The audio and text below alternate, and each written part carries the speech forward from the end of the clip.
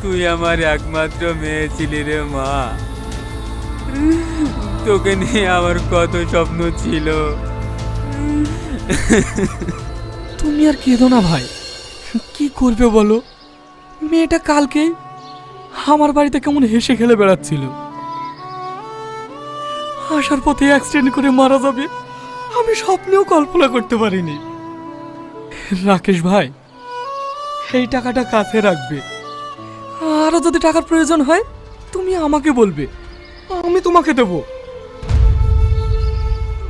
দেখলি সোহেল, দেখলি এর মতন মানুষই হয় না। আমাদের বিপদের দিন কীভাবে সহযোগিতা করলো, একেই বলে এমএলএ।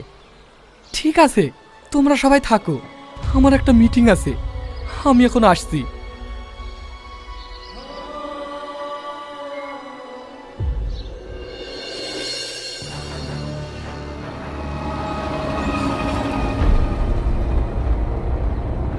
এই গাড়িটা একটু দাঁড় করাও তো। হঠাৎ আমার চা খেতে ইচ্ছে করছে কেন? স্যার, আপনি তো এসব ছোট দোকানে চা খান না? দোকানটা ছোট হতে পারে, কিন্তু ওই দোকানে কি আছে দেখেছিস? সব বুঝতে পেরেছি স্যার, এ নিয়ে আপনাকে ভাবতে হবে না, এক্ষুনি তুলে আনছি।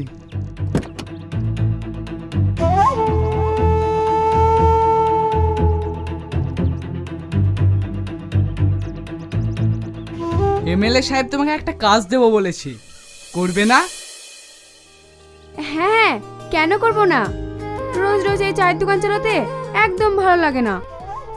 তাহলে চলে এসো আমাদের সঙ্গে। এখনই যেতে হবে? এই ভালো কাজটা হাতছাড়া হয়ে গেলে কিন্তু আর পাবে না। হ্যাঁ হ্যাঁ, আমি এক্ষুনি যাচ্ছি, চলুন।